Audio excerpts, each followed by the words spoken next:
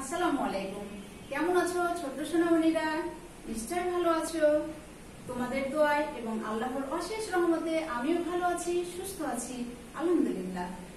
Shimul memorial north south school and college কর্তৃক আয়োজিত online ক্লাসে তোমাদের সাথে আছি আমি, সহকারী শিক্ষক মোসাম্মদ মাজেদা নাসরিন রিতা। ছোট্ট সোনামণিরা, স্কুলে আসতে পারছো না, মিসদের সাথে দেখা হচ্ছে না, ফ্রেন্ডদের সাথে সাক্ষাৎ হচ্ছে না, খুব মন খারাপ হচ্ছে, তাই না? খুব মিস করছো মিসদের, ফ্রেন্ডদের, অনেক অনেক মিস করছো। আমরাও তোমাদেরকে অনেক মিস করছি।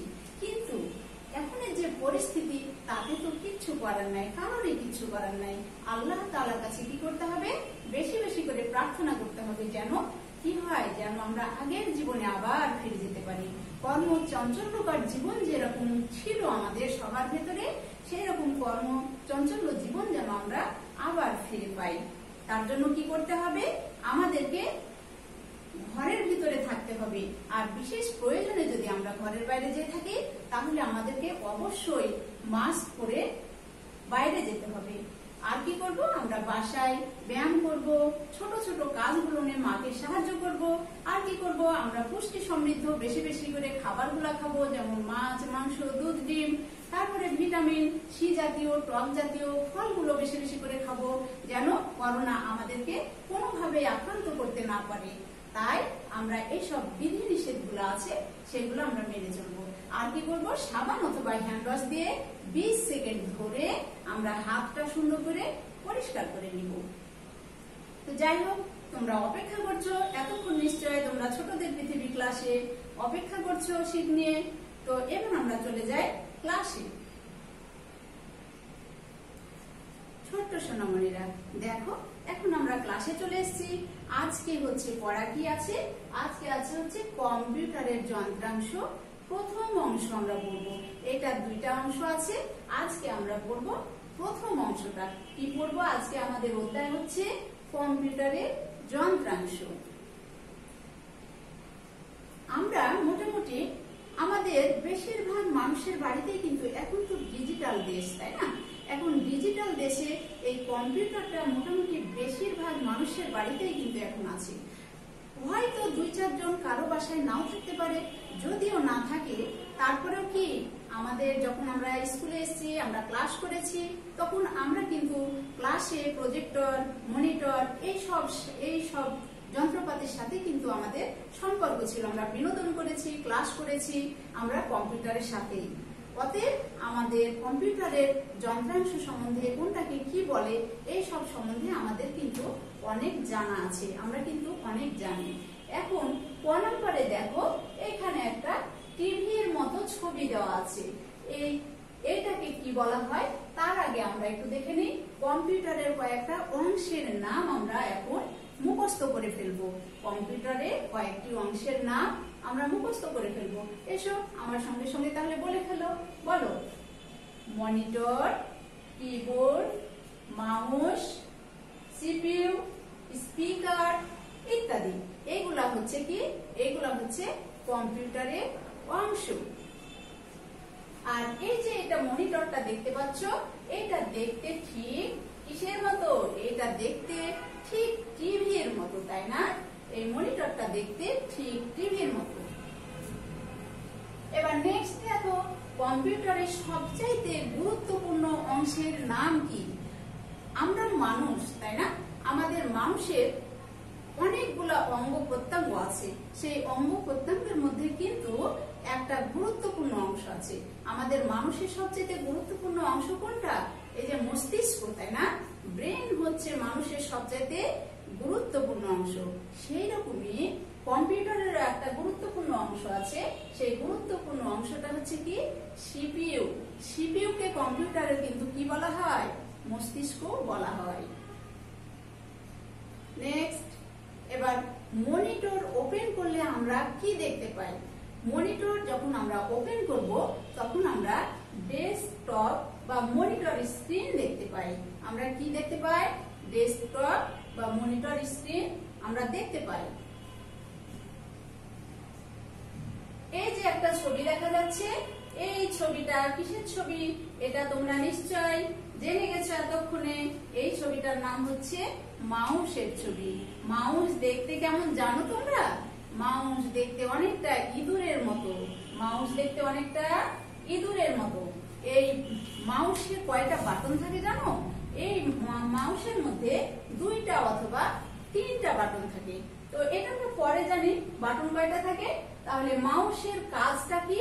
মাউসের কাজে যে বাটন থাকে মাউসের মধ্যে, ওইটা যখন আমরা ক্লিক করব তখন মনিটর স্ক্রিনের এক জায়গা থেকে আমরা আরেক জায়গায় যেতে পারবো। এটাই হচ্ছে মাউসের কাজ। এখন দেখো মাউসে সাধারণত বাটন থাকে কয়টা? আমি এর আগে বললাম 2টা অথবা 3টি বাটন থাকে। মাউসে সাধারণত কয়টা বাটন থাকে? 2টা অথবা 3টা বাটন থাকে। এবার এই যে ছবিটা দেখা যাচ্ছে, এই ছবিটা হচ্ছে কিবোর্ডের ছবি। কিবোর্ডের মধ্যে কি থাকে?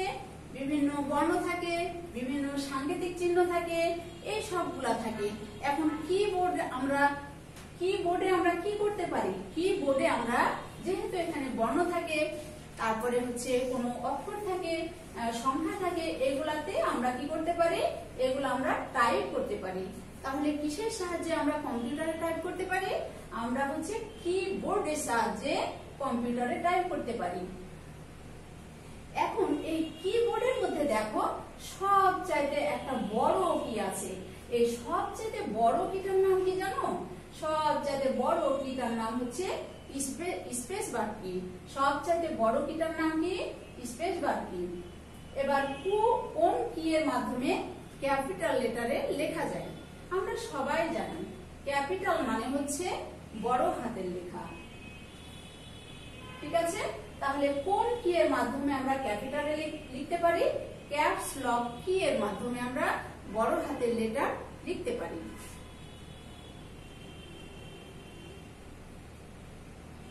নেক্সট প্রশ্নে দেখো কি আছে, কম্পিউটারে কয় ধরনের ডিভাইস রয়েছে? কম্পিউটারে 2 ধরনের ডিভাইস রয়েছে।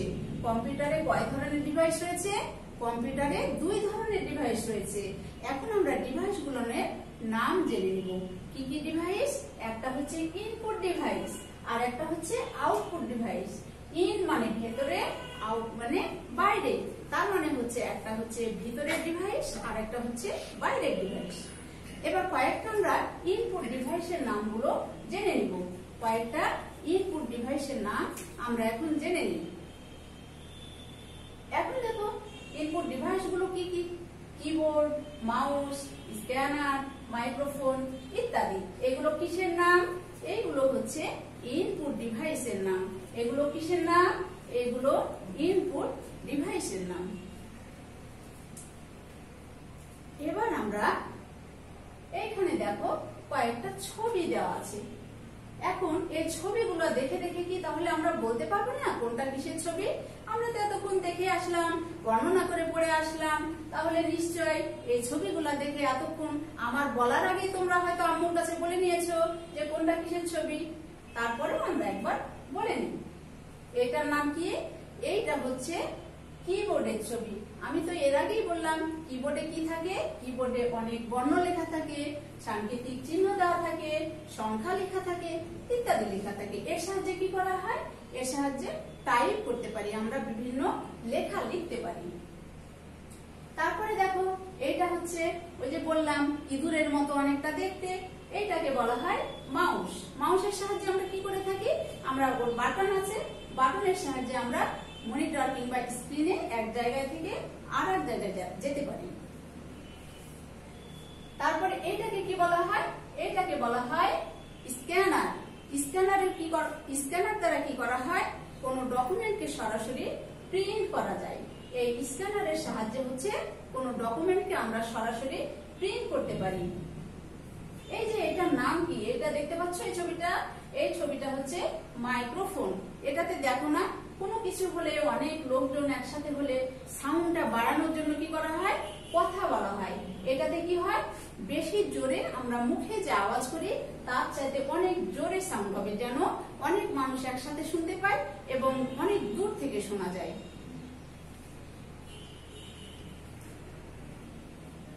শিক্ষার্থীরা আজকে একটা ব্যবহারিক আছে।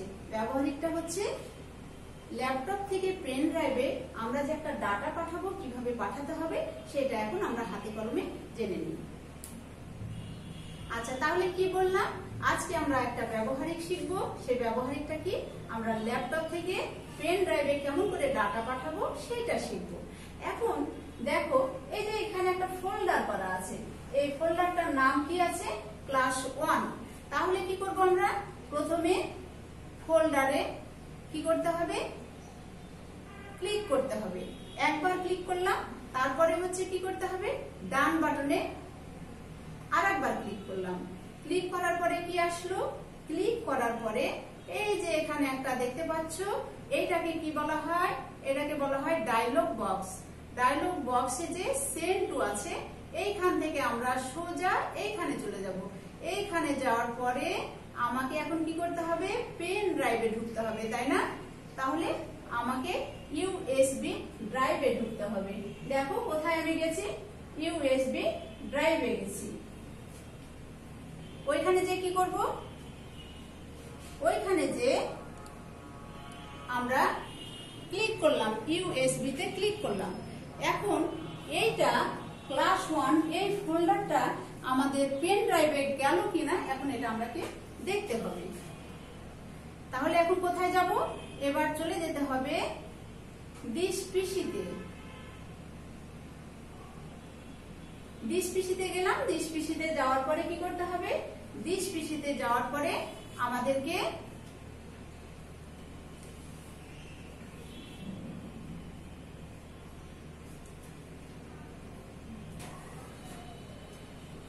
এখন আমরা ইউএসবি ড্রাইভে যাব, তাই না?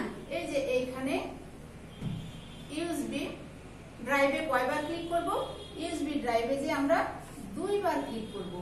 2 বার ক্লিক করে 2 বার ক্লিক করলাম। ক্লিক করার পরে এবার হচ্ছে এই যে দেখতে পাচ্ছ ক্লাস 1, আমরা ফোল্ডারটা কি ছিল, ক্লাস 1, আমরা এই ফোল্ডারটা নিয়েছিলাম। তাহলে সোনামণিরা নিশ্চয়ই বুঝতে পেরেছো কেমন করে ল্যাপটপ থেকে পেন ড্রাইভে ডাটা পাঠাতে হয়। চলে গেছে। এখন আমরা যদি এরকম হাজার হাজার ফোল্ডারে পাঠাতে থাকি পেন ড্রাইভে, তাহলে এতগুলো ফোল্ডার তো আসবে না, অহেতুক এটা এখানে আমাদের রেখে কোনো লাভ নাই। তাহলে এখন কি করব, তাহলে এখন আমরা এটাকে ডিলিট করে দেব, এটা এখানে রাখার কোনো প্রয়োজন নাই। তাহলে কি করতে হবে, এখানে একবার ক্লিক করতে হবে। তারপরে দেখুন ডান বাটনে যদি একবার ক্লিক করো তাহলে এই পেজটা আসবে। এইখানে যে এই যে ডিলিট অপশন আছে দেখতে পাচ্ছ, এই যে ডিলিট অপশনে যে একবার ক্লিক করলেই ওইটা নাই হয়ে যাবে, দিয়ে ইয়েস। ওকে বাবুরা, তাহলে বুঝতে পেরেছো ল্যাপটপ থেকে পেন ড্রাইভে কেমন করে ডাটা পাঠাতে হয়। আশা করি অনেক মনোযোগী হয়ে তোমরা ক্লাস করেছো। সব পড়া আমার ক্লাসের পড়া ক্লাসেই মুখস্থ করে ফেলেছো। একটু যদি বাকি থাকে তাহলে কি করব, আমরা আরেকবার পড়ে নিব। তাহলে কি হবে, আমরা পটাপট উত্তরগুলা দিতে পারবো। আচ্ছা শিক্ষার্থীরা, তাহলে বুঝতে পারলে আজকে শীতের মধ্যে অনেক মনোযোগী হয়ে আমরা সবাই একসঙ্গে পড়াশোনা করলাম, নিশ্চয়ই মুখস্থ হয়ে গেছে। একটু যদি বাকি থাকে তাহলে আমরা অবসরে আর 2-1 পড়ে নিব। পড়ে নিলে কি হবে, একদম ঝটপট করে আম্মুর কাছে প্রশ্নের অ্যান্সার করতে পারবো। সুন্দরভাবে অ্যান্সার করতে পারলে আম্মু কি করবে, সুন্দরভাবে অ্যান্সার করতে পারলে আম্মু বড় করে একটা স্টার দিবে। স্টারের মধ্যে কি লিখে দিবে, স্টারের মধ্যে লিখে দিবে এক্সিলেন্ট গার্ল, এক্সিলেন্ট বয়। আমরা ক্লাসে করেছি না, তোমাদেরকে স্টিকার দিয়েছি। আম্মুরাকে বলবা যে আমি যদি সঠিক অ্যান্সার করতে পারি তাহলে একটা সুন্দর স্টিকার দিতে হবে। আম্মুরা তোমরাকে স্টিকার দিয়ে কি করবে, আকর্ষণীয় করে তুলবে। তো যাই হোক, আজকের ক্লাস সুন্দরভাবে করলাম তোমাদেরকে অসংখ্য ধন্যবাদ। আর ভালো থাকো, সুস্থ থাকো। করোনা ভাইরাসের জন্য সবাই মুক্ত পাওয়ার জন্য সবাই আল্লাহর কাছে প্রার্থনা করো। পুষ্টি সমৃদ্ধ খাবারগুলো খেয়ে থাকো এবং সাবধানে চলাফেরা করো। ওকে, ধন্যবাদ।